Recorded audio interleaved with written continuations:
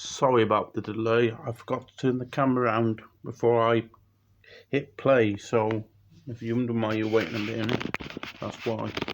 I haven't bothered putting the lid on and then taking it back off to show you because it's just maybe I will one of these days. Sorry about the fogginess of the camera. It's a bit dirty, so I'm just going to rub it with my finger. That's a little bit better. Okay, so I'm sorry about it being a bit dark in here. I'll tell you what I'm going to do. I'm going to put the light on and then I'll show you what I've got in my bin. I call it my bin with all my cables in, and I'll briefly show you my mixer and what it does, and the things that I would like it to do is behave itself, because I've been having issues with it kind of playing silly buggers, but I managed to get it so it's behaving itself. Okay, so I'll explain that.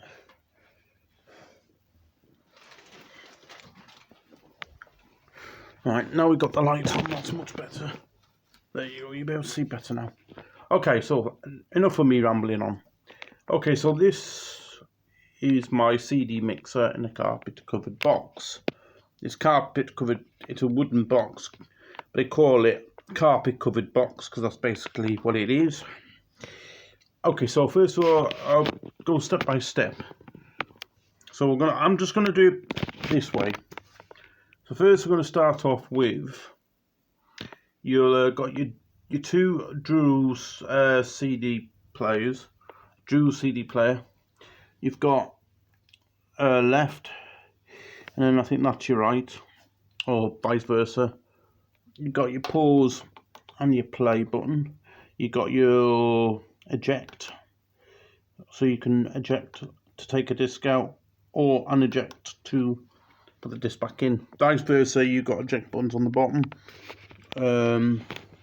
where the CD drawers are. So what I'm going to do is I'm going to show you what they do. So first of all, I'm actually going to switch on, not the mixer, I'm going to switch on the CD player. You'll see it flash. I think I've left a disc in there, no I haven't. Then what you do is you press button, the drawer opens.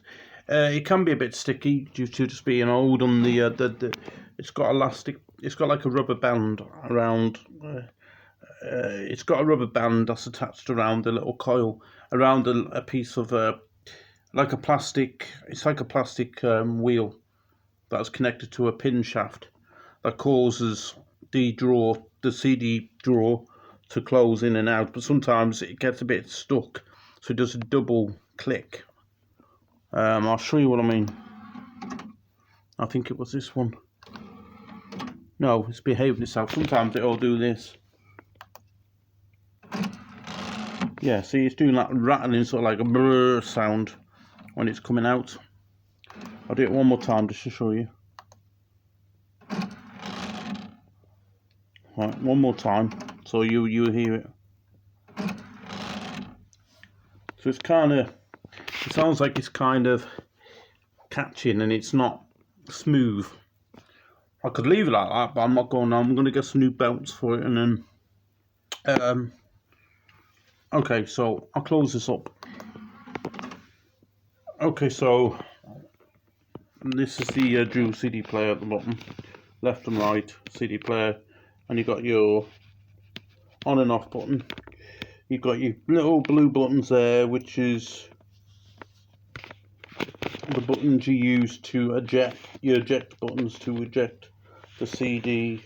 It's a bit hard when you've got something comes up. There you go, you can see it now, and also when it comes on you'll see a little LED indication to a little LED light. So I'm going to show you the mixer, turn it on, and there's its formal glory.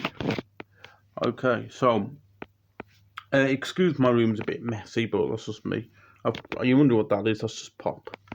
I drink a lot of pop. Anyway, so you got the mixer, and that's what it looks like when you turn it on. And this is a little.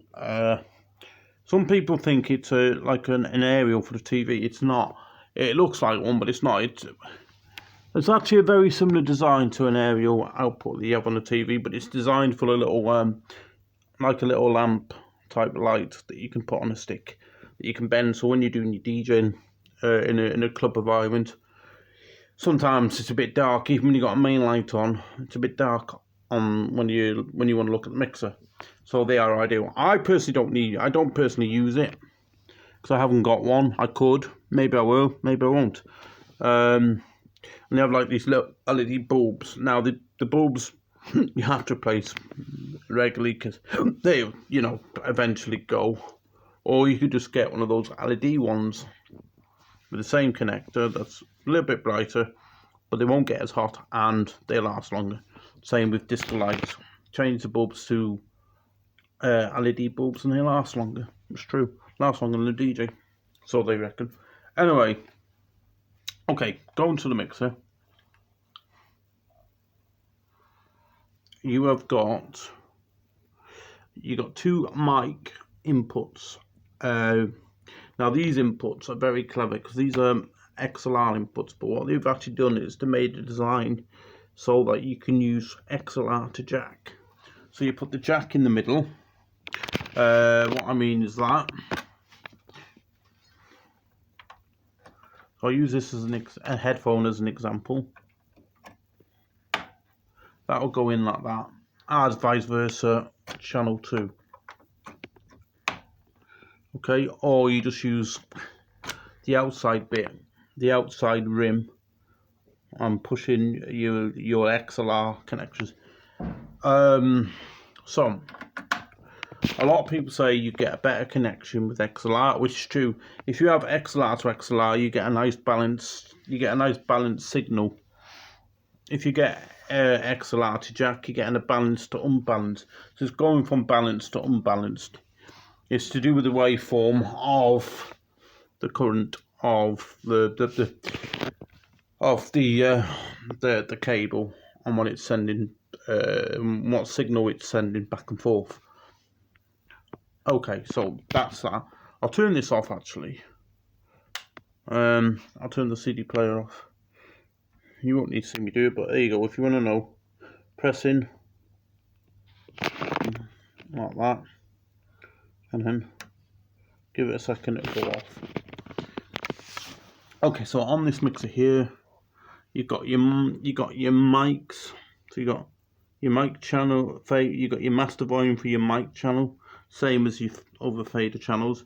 So you got bass, mid, and treble, and then you've got your gate, you got your cue, you got your sign for each channel. So if you want to, I think with this you can assign it, and then if you go over to here, you can change the mic settings so you can have an echoey sound, so it can echo around the room, or if you want a more raspy sound, or if you want it so it changes your voice slightly to a more of a deep voice, a more deeper lower end coming out the mic, or if you want it to have a more softer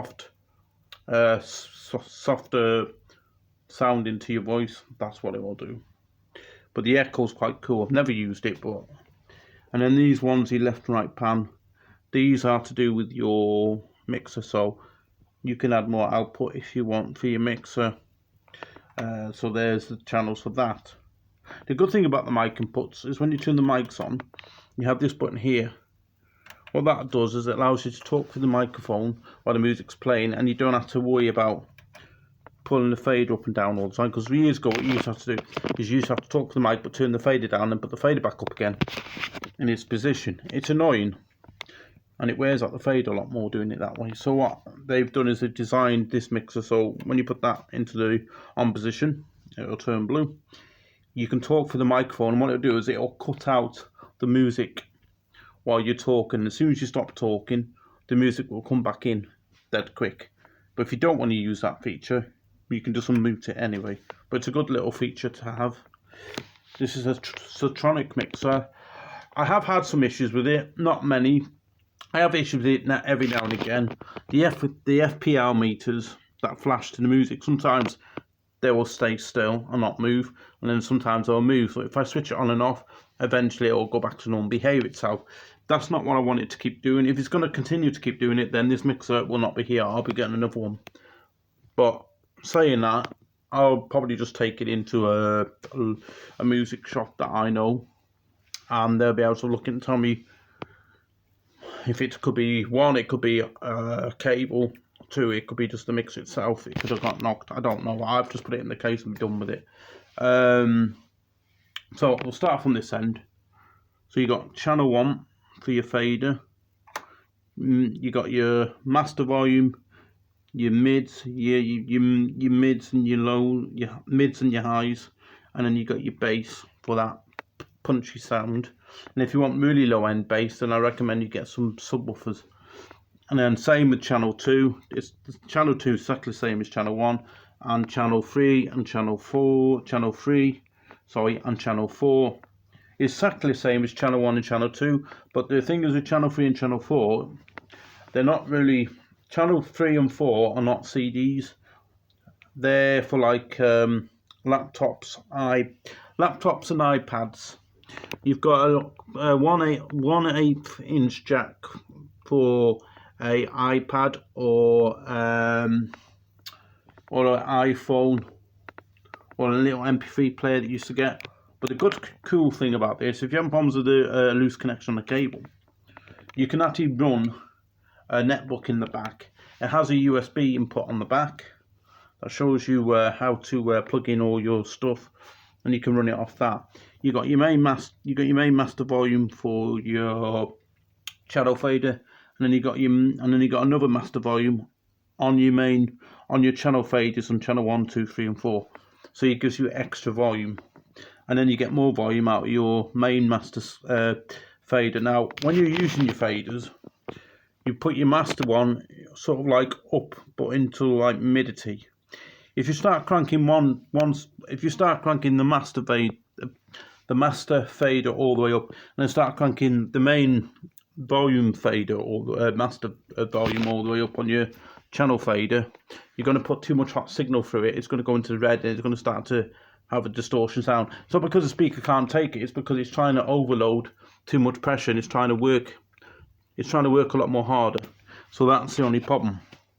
So yeah, that's the mixer and what it does. These, I'm not really sure what these ones do. I think one is for your booth out. So if you want to plug in, say, if you've got a booth out and you want to plug in, say, some monitor speakers, so you can monitor music that's playing out into the crowd, you can do that, or just use your headphones. You've also got outputs that you can use as an oscillator, so you can use an oscillating pad and you can add different effects, and different like effects, like different sounds. You can make it sound a lot more tinny. You can make it sound a lot more brighter in the highs and the lows. You can add more brightness to your sound of your music. And then you got the volume for your headphones. Now and also here, so you got the crossfader, and you got a sign here which assigns from left to right. So if you want to go from track 1 to track 2 by using the crossfader, you can bring it in by the crossfader. But also, if you don't want to do that, you can just switch it and it will change it. But this is what these do. These buttons, I'm not sure what they really do. That's your crossfader. These for your mics, like I said. Next time, I won't show you now, but next time I'll show you the back of the CD mixer, and then I'll go through all the inputs on the back of the mixer next time and what they all do. And then once I've shown you the back of the mixer, and then I'm going to show you the connections to the amplifier that connects to the mixer, from the mixer to the speakers. And so the speakers connect to the amp, but the amp will connect to the mixer. And then I'll show you these beauties. One of them is slightly lacking in volume. It seems a bit dim. I managed to solve the problem yesterday, so it's gone up a little bit now. It could be just a loose connection on the speaker. The sound's not majorly dropped. It's just got a slight little drop, but it's nothing major to stage where you can't get no sound of it. Otherwise, then I would be panicking. But it's only just a little bit. It's just a little bit of phasing, that's all. There's nothing major, but it's enough to get it sorted. To have it checked and make sure it's all working, which I'll go to the music shop to have that done by someone, and they'll be able to tell me what to do. Anyway, thank you for this video, and I'll see you in the next one. Ta-da.